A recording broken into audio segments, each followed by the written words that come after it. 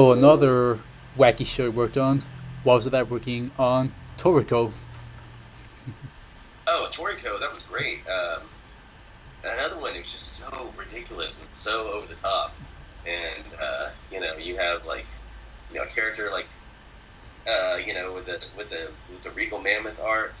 You got the drunk guy, Mansum, who's just like super drunk. And you got Toriko, who's just this badass bro. Who like he wants to meet all the strange and fascinating creatures in the world, and I want to eat them.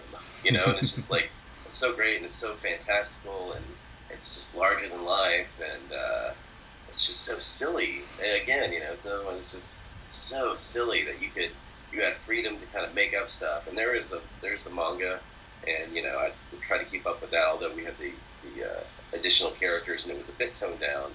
In the manga, he was like smoking and he was drinking bourbon and stuff. Like in that first like cliffside scene when he's like fishing, like he takes a bottle of Maker's Mark and like cuts it in half and then just like drinks it all at once. And they didn't really have as much. They only had the one character that really got drunk. Excuse me. But and then at that time, what a missed opportunity. At that time, there was a big food culture was really coming into. You had Top Chef, and you had Bizarre Foods, and you had all these food shows, and Iron Chef, and they had become really popular, and they're part of the kind of larger cultural zeitgeist. Something that everyone could relate to, and there's this foodie culture, and this kind of tapped into that, but in a totally ridiculous fashion. And there was the Regal Mammoth arc where they're trying to get jewel meat, and so he can get in there and get this jewel meat gland, and he can have this massive food gasm. But like they figure out the only way to get in is going up the thing's butt and like tunneling in, and it's just so stupid in a great way, and it was so imaginative, and that was another one where I got to work with Heather on. She played the bird, Krupo, and so that was a lot of fun. And like me and Kyle, who was my engineer at the time, we played Brian Massey's goons. And, like I don't know, it was great. And then like, Ian was really into cooking. And then I don't know if anyone who's seen it, but one of the last episodes, all the last volumes that we put out, because it went on about 50 or 60 more episodes. I really, really wish we would dub the rest of it. There's a petition out there that can get that done. But I really wish we dubbed the rest of it because one of the last episodes, our commentary was like the cast made these fantastical meals. Like Ian made this like crab and Kobe beef burgers, and Jared, the guy who played Cobra, made this this soup, and then Sonny, Aaron Roberts made all this kind of food, and like Heather put all this work into presentation, and we had all this animal themed serving there, and it was like fantastic. And they just ate the whole time and watched the episode. I think one time somebody mentioned what they were watching, but anyway, it was another one of those ridiculous fun things, and all the puns. I know some of them were just real groaners, but calling someone a soupy son of a bisque, it's just so ridiculous. And like having somebody do that with a straight face and really mean it. I talked to John Bergmeyer, who is the writer boss, right? Yes, head writer. Yeah, and so we're talking about some of the language, and saying like, in that world, telling someone to go to hell is not as bad as saying like, you go eat dirt. That's like the worst thing you could say to somebody. So, you make your kind of, everything is based around food. The economy's based on food. The culture's based on food. So all the kind of sayings, the lexicon is based on food. So it just all kind of made sense in that way. And I know it was great. And plus, I got to work with some other people that I hadn't worked with before. I brought on Aaron Roberts on that one as Sonny. And who else? Jared Green as Coco, the poison guy on that one, Hmm. and that was a lot of fun. Just because I always like to put in like one or two newbies in my main cast if I can, um, and it was great. The All rest of the right. series, It's great. It's a great show. yeah. My buddies love it so much. They say Oh, it's really? it's like Giant Ball Z with food. That's what they Yeah, describe yeah. it.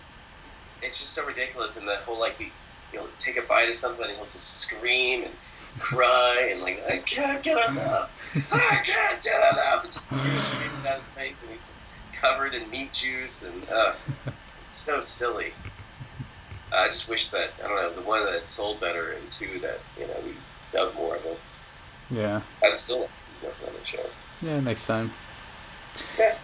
So, since again you mentioned another show earlier, why was that working on Bakano? Oh, Baccano. Oh Hmm. man, it's just like I said. It's just like sometimes something falls into your lap so perfect. Uh, the art style was great. The characters were great, and like just the setting. It's so inherently American. It's American gangsters. And like knowing, like being able, like that's part of our culture. I've watched tons of gangster movies before that. I was a film student, and I'd seen some of the old Jimmy Cagney movies and some of those old crime movies, and I've got to rewatch them so I could hear what those sounded like again and be in that world. And uh, I know that the director was into the Untouchables. Yes. So I watched the Untouchables, and we watched all these gangster Once Upon a Time in America, and like just any gangster movie, especially the older ones, Hmm. to really get that feel Yeah, and to have classics. the characters sound like they stepped out of those movies. I know some of the accents were kind of hokey and kind of over the top, but that's what it was, man. They were doing a heightened version of what they were, and we're doing the cartoon version of that heightened version. And then plus you get into the other accents, and you see the origins of the immortality power, Oh yes. the Italians and all the Germans and people from all those other places that had come in. Yeah, the immigrants. Yeah, yeah, to start that was really, really interesting. And I'd never worked on a show that had so many like kind of like middle-aged men or older men. So like uh, normally like on an audition on a show we get maybe 2.5, 3 days to audition people. Hmm. Solid days, and it's usually like every 20 minutes you have someone. Sometimes every 15 minutes. But those auditions. We did Monday through Friday, which is already 2 days longer, and then we did up Hmm. till Tuesday the next week. So just I had, I mean, so many like hundreds of people just came through, and really got to work with some interesting people on that one. And like I said, that's where I started working with Brian Massey and Joel McDonald and some other people, and Michael Tatum and Kate Glass, of course, were big in that show. It was Isaac and Miria, and they were just so lovable and goofy, and uh, at the end, the closings were always Isaac and Mary talking, and they'd say, "Oh, like, hey, what do you do when you throw a party?" And they're like, "Oh, I don't know, what do you do?" And they talk about stuff, and whoever would record first, I'd always play the other character for them. I'd always, we just have the conversation instead of, normally when we do it, when we record, we do beep, beep, beep, talk, right? But, Hmm. so we would do that, and I would talk back and forth. And I remember recording the last one with Tatum, and so he was voicing Isaac and doing the closing. He says, "Tyler, will you do Mary for me one last time?" And so, we did the back and forth. I don't know. It was a great time, and I really, I don't know. It's just one of those. It's one of those rare things that, like, Hmm. I was very lucky to get that show, and I treated it with respect, and it's one of those that seem like a lot of people really like, and like, if I see like those lists. If you only watch 5 dub animes in your life, Hmm. watch, this one, and Bebop, and Brotherhood, or whatever. But it's like almost always on those lists, and I'm very proud of that. Yeah. Buckanote, I mean, there's not much mobster animes out there. No, No. no. So it's a rare gem. Yeah, yeah, and just like so fortunate to be working on it, and to be afforded the opportunity to take an American classic style of take an American classic genre and be able to work with that. It wasn't about high school kids, or it wasn't about somebody's bakery, or those weird like kind of slice of life things. It was like one of those things that was larger than life, and it was cool, and it was done really well. The animation, the art style, all that, the way they told the story. So I really, really, I don't know, like I wish they would do a season 2, but Same. Who knows? Because I know there's more books. Yeah, more manga. I've read a few of them. Like, wow, this was not in the anime. Yeah. Like I wish there was more. And then you learn some other things about some of the characters, and that was all the Flying Pussyfoot and Rail Tracer and stuff. That was mainly about that story. Mm-hmm. And then you have like the spin-off ones that, of course, we didn't get to do, and I wished we had. But anyway. Sure. All right. So, is there anything else coming out that you can talk about, or anything you just want to plug in at this time? Well, if anyone's interested in Funimation Now, our streaming service, I think that's a really great deal. And you can do sub, you can do dubs, you can do your broadcast dubs, you can do pretty much anything that we have a license to that we've dubbed or simulcast. It's like $8 a month or something. It's pretty cheap, especially if you're a big fan of anime and if you want to keep up with current things. Right now, I just finished, or I'm wrapping up this week actually is airing the last dubbed episode of the Fairy Tail Zero arc, which was origin story, which is cool. There's a spoiler at the end of it if you don't know the manga and if you haven't kind of put the Japanese. So for dub only watchers, like the last 5 minutes or something kind of had the spoiler in it, but I mean, I knew about it because I'd read the manga and I'd read the message boards, and it's kind of hard not to find out about some stuff. They did spoil the series by writing the manga, I guess. George R. R. Martin spoiled the Game of Thrones by writing all those books. So it's out there, but that was cool because it's the same world, and it's different characters, and just kind of seeing how Fairy Tail got started. But that's our big thing, and then after that's over, we'll be doing more broadcast dubs. And so and there's another volume of Fairy Tail coming out. I guess what came out recently for me, in the last couple months, was Tokyo ESP, which was a show that I enjoyed working on, and we had a kind of a special circumstance where we worked with somebody from outside of our normal active pool, which was Adam Dahlberg, who runs the Sky Does Minecraft channel. It was kind of interesting. It was very interesting working with him because he came from a different world, and we had to really work together to make this happen. Oh wow! And it was interesting, And Heather was also a bird in that one. She was a penguin, Peggy, magic penguin, and it was kind of cool because for me, having someone who had come in from another branch of entertainment, it gave me the license to work with some other actors too. I wanted the whole cast to be kind of fresh faces in some way. So that's interesting. And, I really like doing that. It's just, I don't know, it's cool. It keeps me engaged in the work. But that just recently came out, so check it out on Funimation Now, or buy the DVD Blu-ray combo pack, which is still a thing, and we love to sell those things.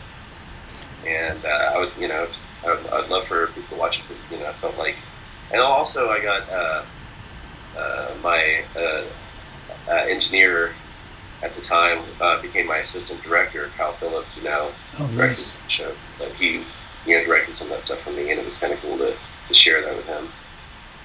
Okay, nice. Be checking those out too as well. Yeah, yeah.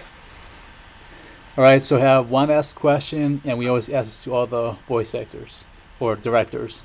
Any Facebook, Twitter, or any other social media for the fans to contact you?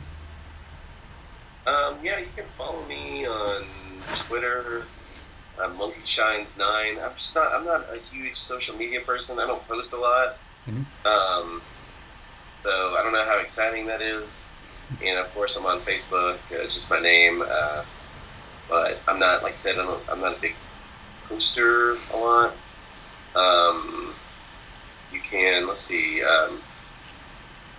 you can look at my SoundCloud, I guess, because I also have music projects. And that's how I got into to Funimation, was through people in bands and stuff. Knowing people that through the music scene, and of course being interested in sounds. Some of them worked at Funimation, or knew people. I know Chris Sabat and stuff through that, actually, because he was friends of my friends that played in bands and were in the music scene and stuff. And so that's, I don't know. So my band now is called Wire Wings, and you can look that up on SoundCloud or Bandcamp. We just have like a 4-song thing on Bandcamp, and we're still working on recording new material, which takes forever. Oh yeah, that must be my other Jerry question. I Green, forgot. Jerry Green, the guy who plays Cobra in the Fairy Tale and Coco, he's my bass player. Oh, So I okay. play drums and write a lot of the music, and he plays bass and writes some music, and we get together every couple of nights a week and play loud music and Oh yeah. have fun. Yeah, yeah. I forgot about my Occasionally, other question earlier. So you are a musician and play the uh-huh. drums. So what's it like, working in your band? Well, I'm not quitting my day job. I mean, I played drums in bands. I played in punk bands and you know crappy metal bands and stuff when I was younger. And, I played in a lot of bands over the years, all different kinds of styles, and it's fun. I love it's something. I love playing drums. I love playing with people. Doing gigs, like playing festivals, just rehearsing, playing alone. I've got like electronics setups that I use, and computers and stuff that I use and play drums along with, and write music on computer, electronic music, and I was able to actually kind of work on a music project last year that was part of an audio book, or Mm. it's kind of an audio play. This book called Chimpanzee, by an author I know named Darren Bradley, and he had kind of a stage reading, or it read more like an audio play. Heather was actually the kind of girl who got who had some sort of relationship. She was part of the rebellion that this lead character was getting involved. It's really deep, it's kind of like a dystopian, uh, fairly realistic sci-fi. Where it's just a little bit. There's some sort of piece of technology or some sort of thing that takes you out of normal life and gets you into the sci-fi world, but everything else is kind of the same. Anyway, I did some music for that, and that was a lot of fun. And I got to play some characters in that. And like I said, Heather was big in that. And then we did a stage reading of some of it. And I'd always wanted to get my some of my music into something. And it's hard. It's really hard. It's harder than, because there's so many bands out there and there's so many musicians, and it's really hard to distinguish yourself, or to uh, have the time and energy to really get people to care about it. Yeah. It's hard. It's so hard. It's so saturated. There's so much out there, and but Competition.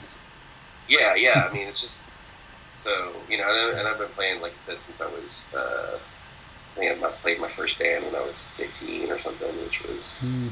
not yesterday. And and also a band that I used to be in, this band called the Pointy Shoe Factory. We had 3 or 4 songs in the Dragon Ball Z movie 8, the Broly movie, which was kind of cool, and we got paid for it. And it was great, you know. And so we had 4 songs I think in that movie. Oh wow. 3 or 4 songs in that movie, and that was really cool. And being able to kind of incorporate 2 parts of my life and stuff. Oh yeah.